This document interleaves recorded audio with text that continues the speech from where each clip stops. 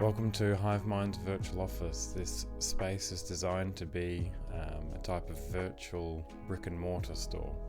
So as you're wandering through offerings of Twitch or offerings of the internet, you can stumble upon me working here, as I would be every day anyway. We'll be going through projects that I'm working on, projects that we're helping other creatives work on, and refining technical abilities to work on those as well.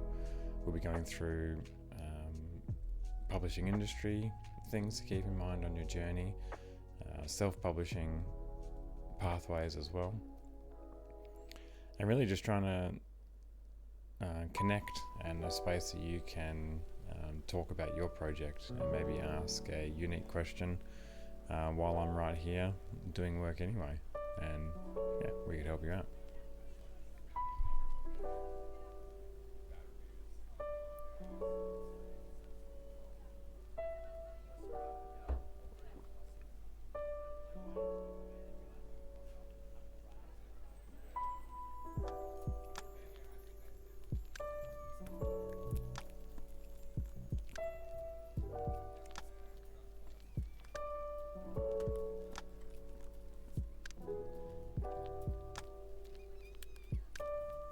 The sessions will be trickled in with modules of things that we think will be helpful for creatives, and also interactive time. So we're looking for your interactions and your questions,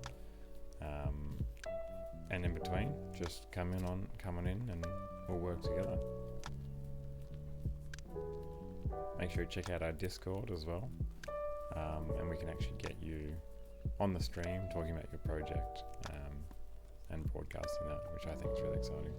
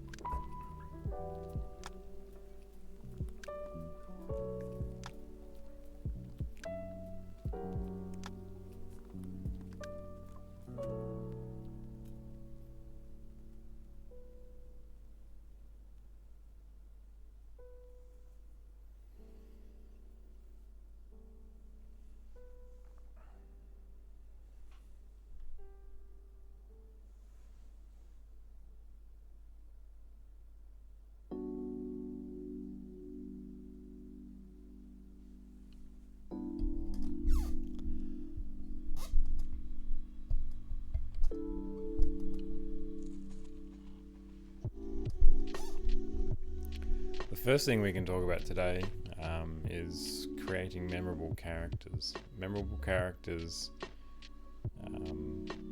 that really relate and resonate with our readership. That's the idea of what we're trying to do. Even in a challenging or confronting theme, we're still trying to create some point of reference with our readership so that we can invite them on that journey to be challenged in a comfortable as possible way, so that we can complete the story with them and they can realize the true intention of the theme that we're trying to communicate. So memorable characters, to put it directly, I guess, from my perspective, can't be direct. You can't automatically say what a character is meant to be known for as they walk into the room. If we think about some of the most memorable characters from literature, let's pick one, probably Captain Hook, if I can say. Captain Hook, for the most memorable character coming to mind at the moment, is depicted as quite grotesque. In every reimagining of Peter Pan, we still have the same theme of being grotesque that is carried through. You have the hook, the eye patch, etc., but nothing, I think, is directly said until you get to know the character, alluded to in the quarter and then halfway through, when we get to start to realise some of the humanised elements of that character.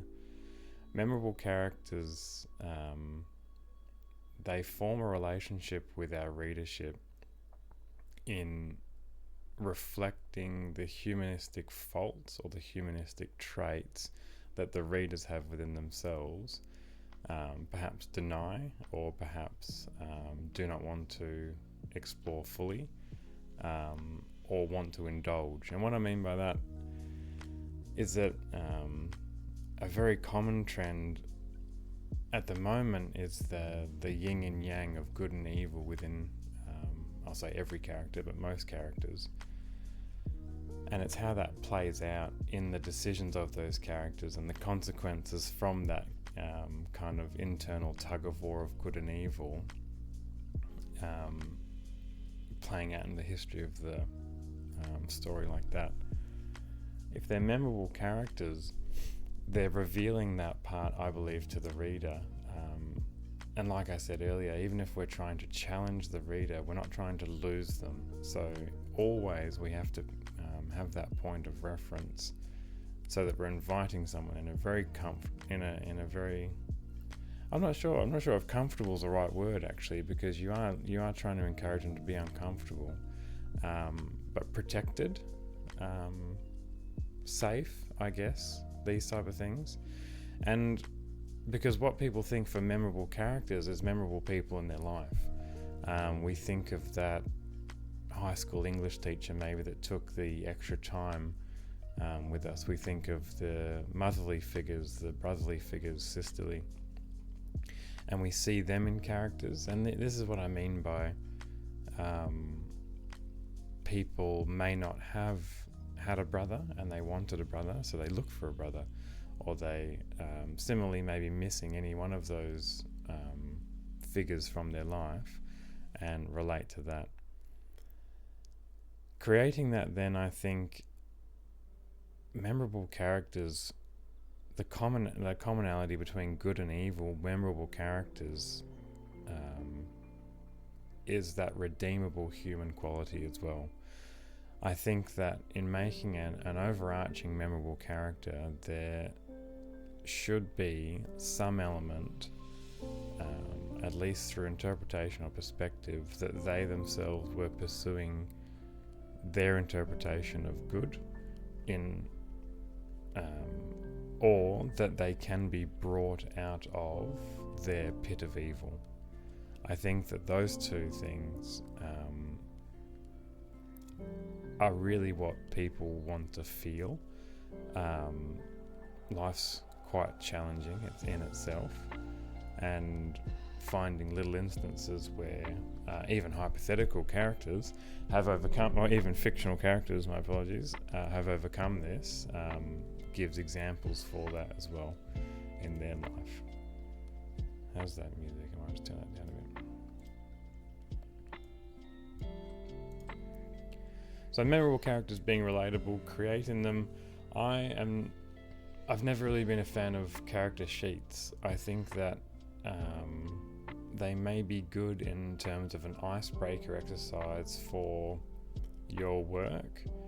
I think, though, that unless they're exceptionally developed, they can limit the freedom of interaction between your characters, because, and this is what I mean by well planned, because not more planning in this instance for a character sheet is not necessarily better planning. I think more planning can add more elements and more restrictions, as we'll get into in just a second, to the character, that can limit the organics of interaction. If we think about going to a bar for a moment and we're sitting at our table and we're trying to listen to the group of 8 behind us, the organic interaction there and the particular emotions that the person might be feeling in that time might cause them to act completely out of character, I guess. And I think it's important to let your emotions at the point of writing that scene or sequence reveal that a bit. I think that in that reactivity and in showing that the character is not set as well helps to reveal a more humanistic, or maybe not humanistic, but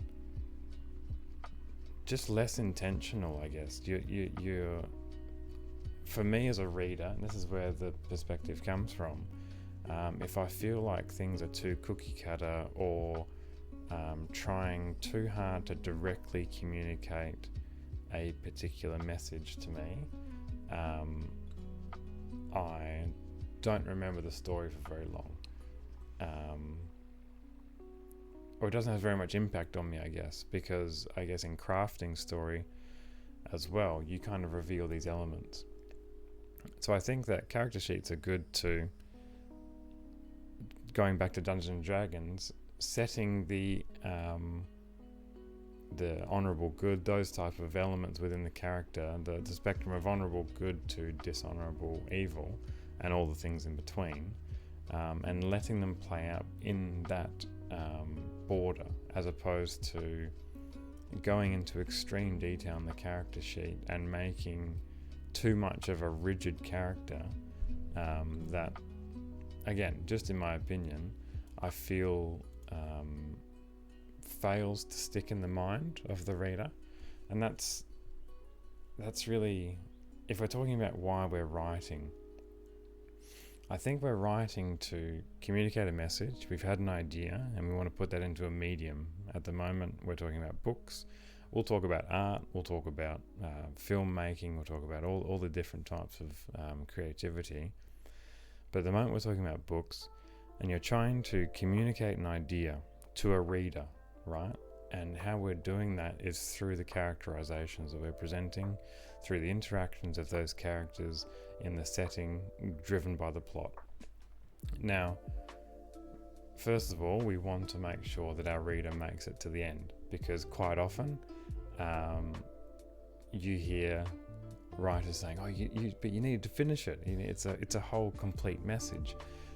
But if you're not making that interesting or engaging enough along the way, the message isn't going to be fully realized, and we can often lose the reader in that period of still of setup without actually concluding our message. So what you can have is that the characters can carry the message as well. You can have elements of the theme embedded into the character. Now, I guess while I sit here, I struggle for specific examples, but it's another way to have your characters embody sub-parts of the theme that you're trying to communicate, so that you kind of it's not really foreshadowing, I guess, but you're giving the readers all the pieces to the puzzle before they're actually arriving at the conclusion as well. And so you're giving them small moments of resolution, or small moments of the realization of the final message that you're trying to communicate in indirect ways and through action. So you're never specifically saying it, you're just showing it all the time. And that's probably, if we were to summarize the main takeaway from creating memorable characters, it would be to show, don't tell. Showing readers love to discover. They love to think that they're the only ones to come across this, they're the only ones to realize this, because it's a fantastic feeling, really. And maybe not in a elitist sense of I'm the only one to discover this, but there's a very clear positive feeling associated with letting readers discover that, as opposed to saying that Captain Hook, the villain, walked into the room. It's too and that's what I'm trying to say, is that telling people that this character is memorable isn't going to fly. You gotta show them. Show them.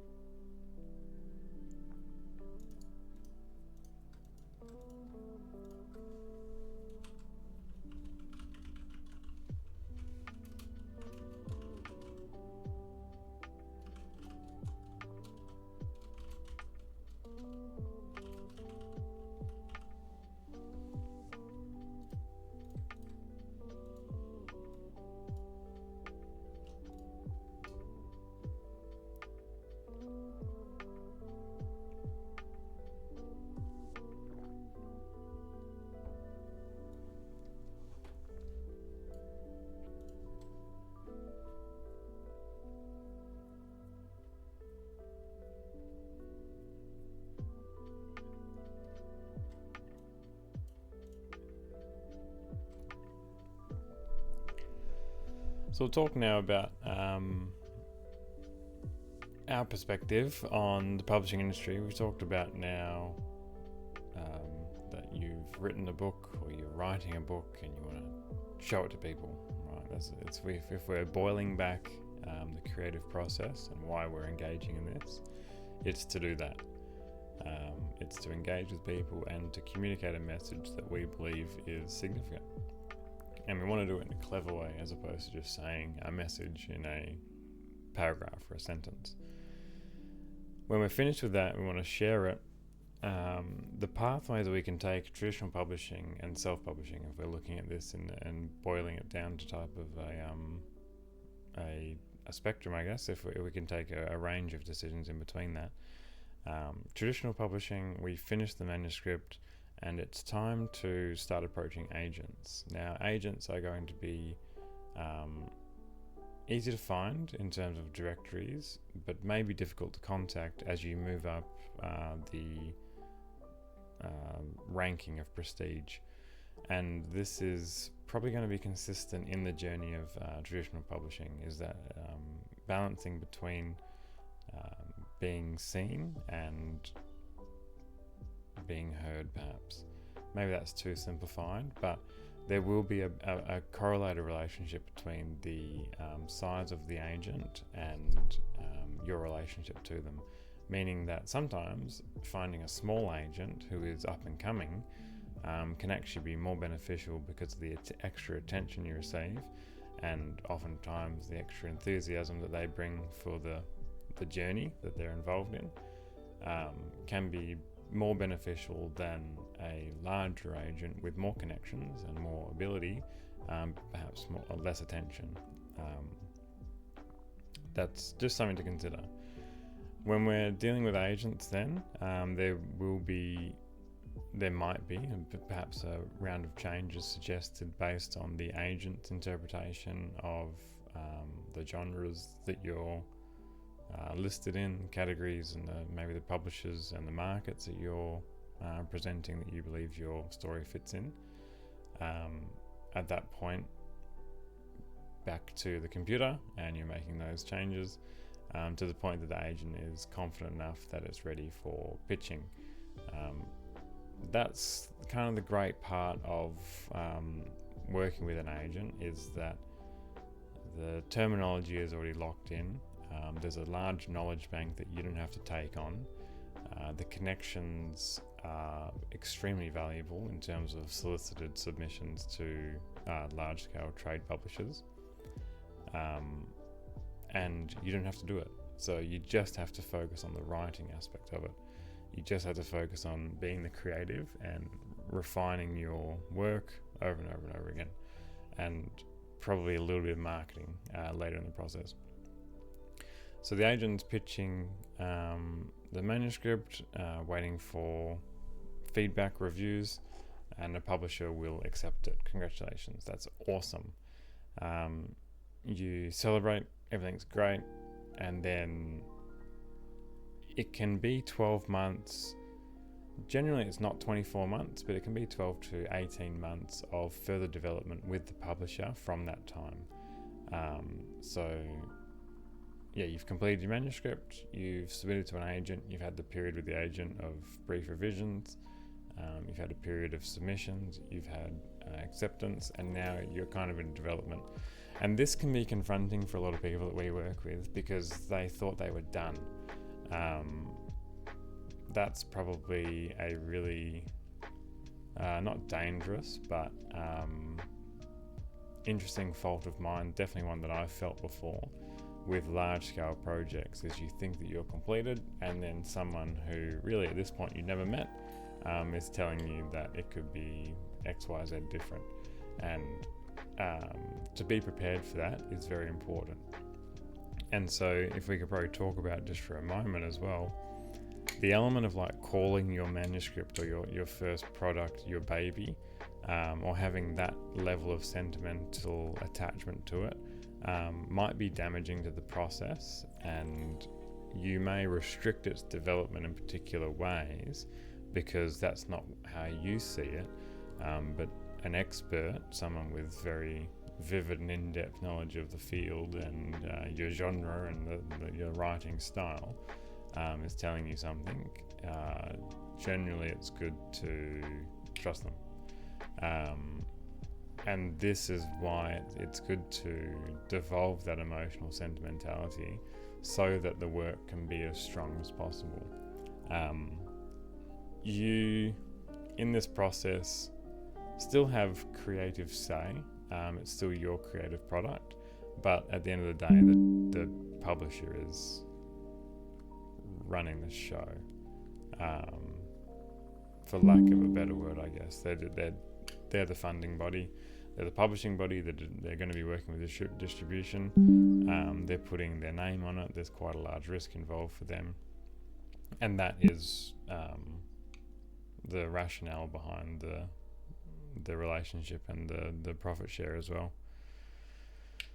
So completing that, we've done our development. We've done more development than we think we have, because that process repeats. We think that we're finished, and then we have to do it again and again and again, and then we're making changes on the recent changes, and you're just going insane. But we talk about this in our HiveMind creative accountability. It really does reveal that in a project, the first 80% is the easiest. First 80% is the easiest of any project. The last 20%, and you can mix those ratios as much as you like, but what I'm trying to communicate is that the last minority takes as much effort of the first majority combined, and times it by a factor as well, to get any project over the line. That's anything, any new habit, any project that you're trying to do. You think about even a gardening, any project, any gardening project, car project, whatever your hobby is. You think about this, and I'm sure you can kind of relate to what I'm talking about. You start the project, everything's fantastic. What an exciting idea. The planning part is relatively easy because there's no real wrong answers at this part. You're still playing with things. They're revealing themselves to you, what works, what doesn't work.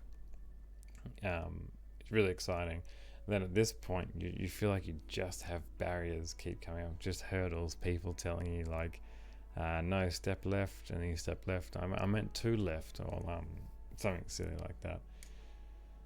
We're finishing that. We're at the end of the review period for traditional publishing, and we're ready to publish.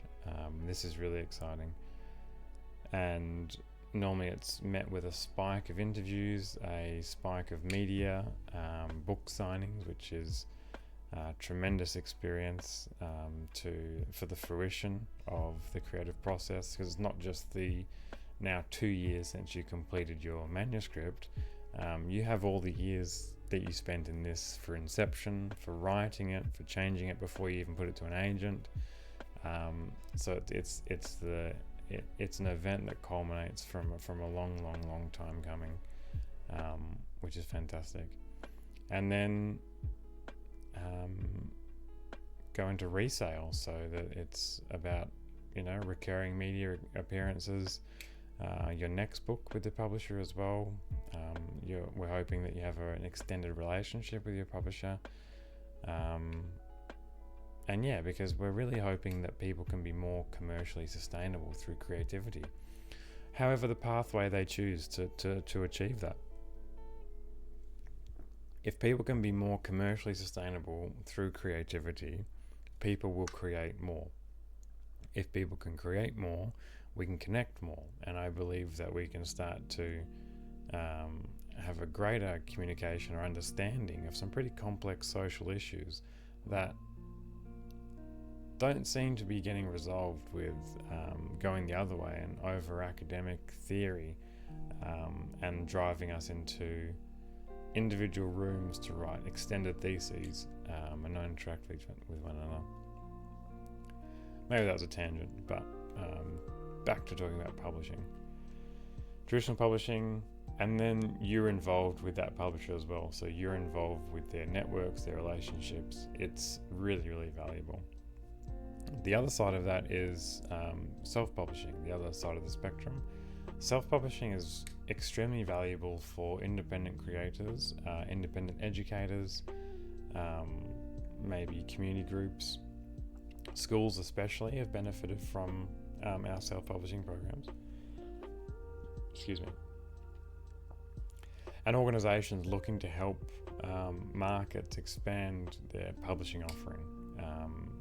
Charities, non-for-profits who are looking to start a publishing house but without the know-how are able to partner with agencies to run self-publishing houses as well. Self-publishing is good in the right situation. Self-publishing is great because of the increased returns. So we go back to creating commercially sustainable opportunities for creatives. Self-publishing opens up a far greater return on sale. The thing to consider though is that the marketing is really driven by the creator. And so perhaps another tangent, but a really core thing that we'll keep talking about here is that that's the new media anyway. The new media is that the creators have to have a large following before they go to the publisher. So really we're seeing a rise in self-publishing, or at least supported self-publishing, because the creator is able to lean on their own network anyway without offering it to the publisher and without surrendering the returns. Yes, there are major benefits in tapping into the publisher's established distribution network, but if we're looking at the marketing analogy of it, it's still very much the billboard model versus the targeted marketing that is your own following. So there's really, and especially some of these projects have 1.5 million followers before going to an established publisher, and that's really adding a lot of commodity and value to the traditional publisher and really compromising the creator's ability to earn a sustainable income. They have the marketing anyway, they have the following, so but it can be challenging for people who marketing isn't quite natural for them. Talking about themselves, selling their work isn't quite natural. We've seen some people adopt a character, and this can be helpful. So a writing persona, and you can wear quirky glasses. You could wear not specifically the quirky glasses, but you wear something that sets you apart from the industry or other writers, and that almost becomes your mask. And that when you put on those quirky glasses, you are now the author, and that gives you permission to speak with confidence.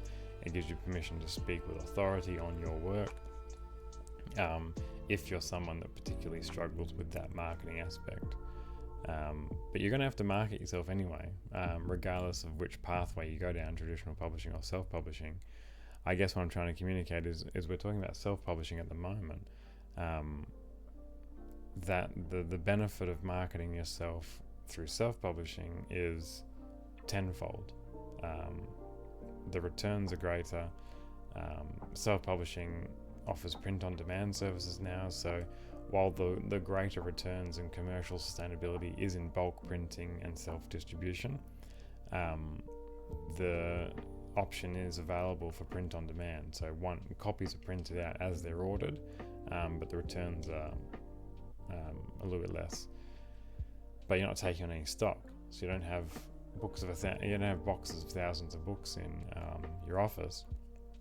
You just printing and delivering, and that's really, we talk about in our creative accountability again about your creative mission. What are you trying to do? What are you aiming to do? If you're aiming to be to break records and knock the door down, I mean, and kind of pursue that. I'm trying to say just be the next J.K. Rowling, really. Then that's something you have to recognize, and then you have to commit to that journey. If you're more just trying to create a project to impact your local community and maybe have a few copies at specific libraries that we can coordinate, then it's entirely within your wheelhouse to do self-publishing, and it will be viable. It's about being honest on what you want from your creative mission, your creative journey. It's about being honest that we're making works to connect with people and to communicate things. So the marketing of self-publishing is that I see a lot of creators pulling larger marketing power than traditional publishers at the moment. And books and digital products like ebooks, which we'll talk about in a moment, can greatly accelerate that commercial sustainability through creativity for those creators. So we offer bulk printing for print books, obviously, and print on demand, which is great to save on stock, so you don't have to take on any stock. Ebooks are fantastic, obviously. They're just digital products in general for creating commercial sustainability. Tremendous. And we would encourage every creator to identify their unique strength and niche and interest in creativity and offer the same thing that probably we're doing here. It's just a virtual environment to engage and talk about that.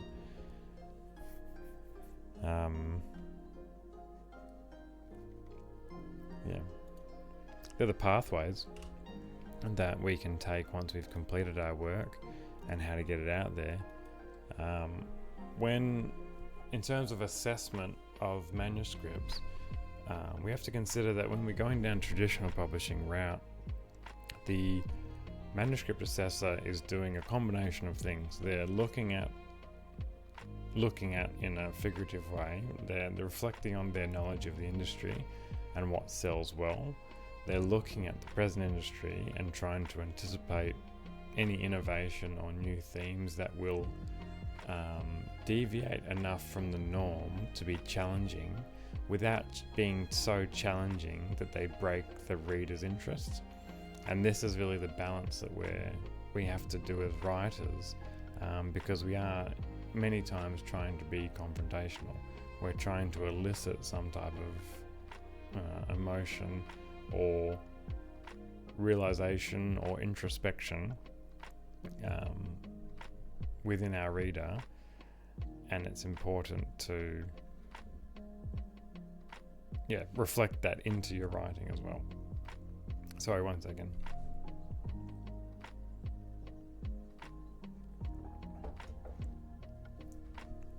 When we're reviewing the manuscript, then the manuscript assessor is doing this combination of things. They're looking at those, the past, the present, your writing style, and they're trying to anticipate the future. So they're trying to anticipate things that will be that challenging enough that they elicit controversy, but not so challenging that they really kind of don't get engagement. And that's, we think about sci-fi. Science fiction still has to exist in elements of reality. If you were to make a science fiction series that was totally alien, the likelihood of having authentic engagement is significantly reduced. So this is what the manuscript assessor is looking at, all those things.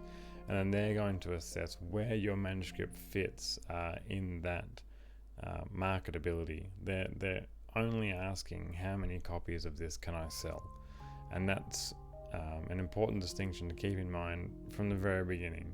No matter how good the message, no matter how good the story, it will still have to pass the metrics of selling above the bottom line of the investment to get it over the line, which, as you go at publishers, will change the calculation of that, but it'll also change for the better and the worse, because the more money that goes in the development process, the marketing, all those other things, the more money will come out through the sales.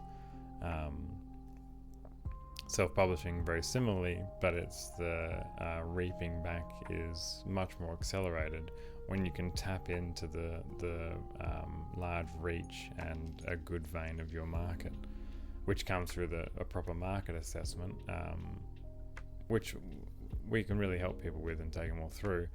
But this is just the same process as a traditional publisher would do as well.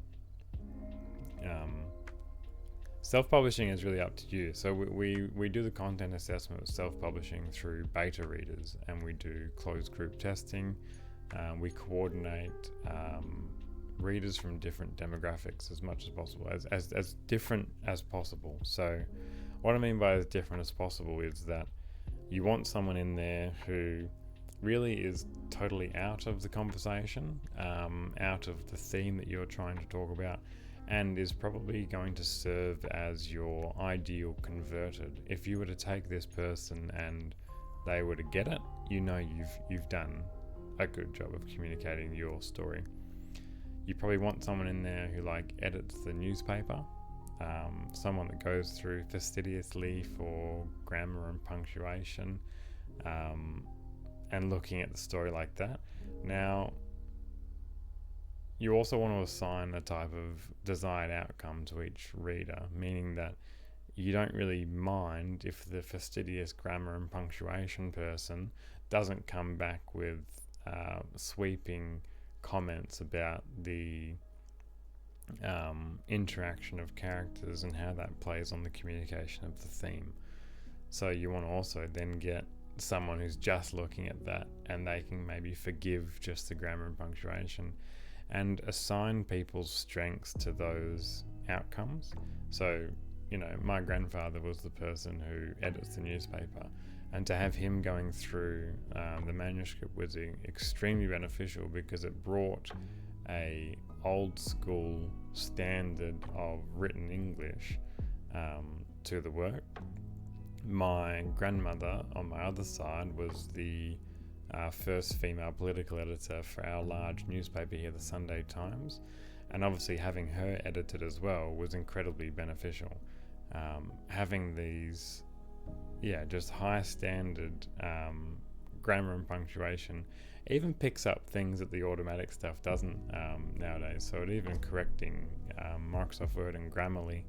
And Grammarly, we'll talk about that in a different episode. I don't know, it's as good as it is bad. It's really in the middle for me. I've had mixed experiences with it. But what we largely do in helping with self-publishing is providing the feedback and further direction. In this, with a beta group and readers, etc., is as beneficial as the traditional publishing process. Is that you're going to get multiple different perspectives, not just someone's committing this metric of evaluation that we described earlier. You're getting you're getting multiple people's organic perspective of the work that you've made, which I believe is the concept of HiveMind, and that's the HiveMind creativity, is that you have things revealed to yourself that you either didn't mean to communicate, and you think, oh yeah, that's pretty good.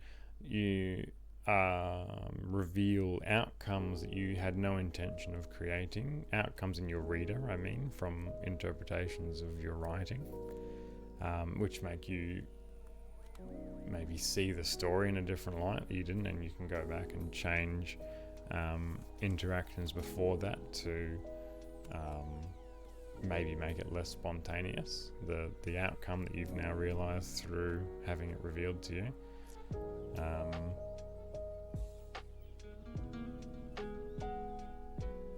It's in providing feedback, it's just about further direction, and this is very much the feeling of completing a manuscript is a fantastic feeling, but then you have to keep going, and otherwise you're just standing there with a manuscript. And that's why it's very important to find the right pathway for you to complete the story.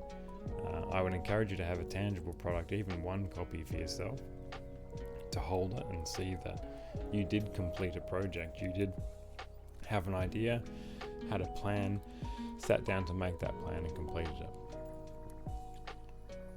At the very base, I would hope that that's what we're doing as creatives. We also want to have that reach as many people as possible, but from the very base, it should be completion. We don't want to be writers with, more than 1,000 projects uncompleted, because we all have uncompleted projects, but We don't want to make a habit of starting projects all the time. Ideas are easy. Ideas come to us every day. Taking a single idea and turning it into even a short story or a novel is a significant effort.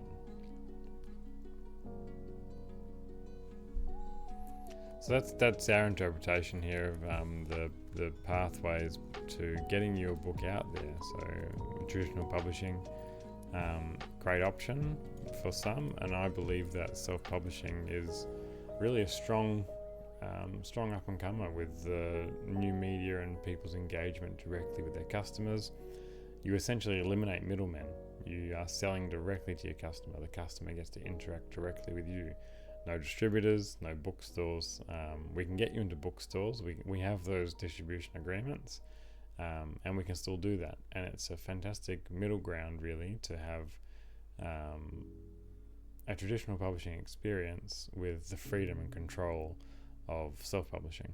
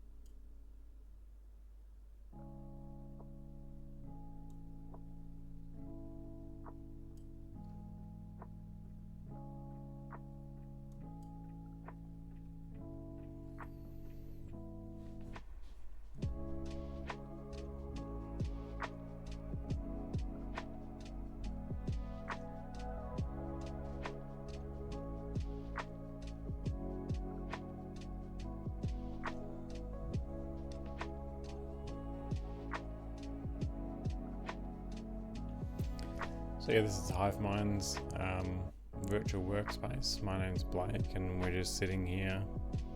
We'll be here as many times as possible. We have meetings and phone calls and stuff like that. I'll take them and just mute the broadcast. But this is what we do every day, helping independent creatives develop their projects and progress and really have achievable pathways forward no matter what their journey is. That we're helping creatives progress towards that, identifying their creative mission, units of metric of success, identifying what is the basic point of progression that we can achieve within the demands of their lifestyle, and making sure that we are diligent and consistent in meeting those metrics of success as well. Consistent progression is key, really. And through that, we get a significant fulfillment and sense of achievement through the creative journey. We have stories within us that we're trying to communicate, and characters that we want to exemplify, that we've interacted with in our own life as well, and we want to see how it all plays out. But life is extremely demanding, and for something like creativity in such a commercially based world, it often is just in prioritization of our time and scheduling pushed to the wayside. We're hoping to help people realize that there is time within their day and identify ways that we can make that achievable and sustainable. Sustainable in two aspects. Sustainable in terms of your lifestyle. We don't want to take on a new habit and compromise other aspects of our life. We want to make it sustainable commercially as well. And making commercially sustainable is achievable is about being very clear.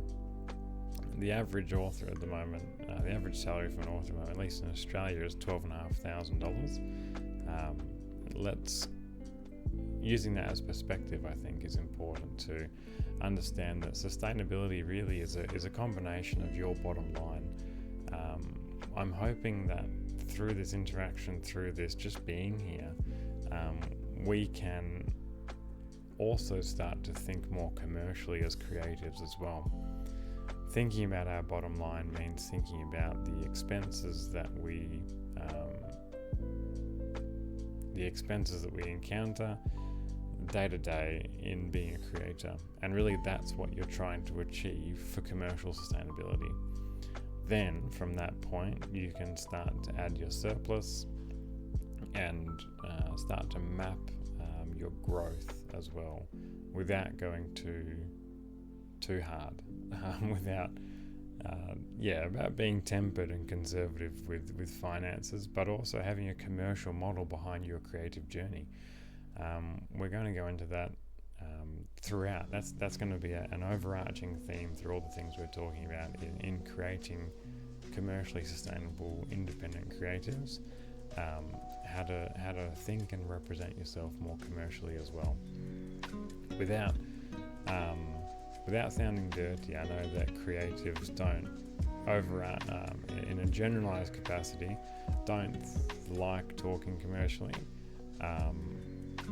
However, it's an essential conversation, and perhaps we have to look at the perception of it at all in the creative journey, and maybe alleviate some of the negativity around that, so that we can experience the positivity of success. It's great to have impact with our story. It's great to have impact on the themes and mission alone, and if that's your desired outcome, fantastic. But if you are saying that to yourself through the process, and then you experience a negativity or dejection with the process by not being able to sustain yourself after completion, then I believe it was important to be more honest during the creative process, so that you could be more commercial in pricing, in sales, in distribution agreements and events as well, to achieve your true design outcome. And that's really about being honest with yourself, which can be done through conversation. You may not even know the questions to ask, to be honest. It's incredibly difficult. It's certainly something I'm still challenged by on a regular basis.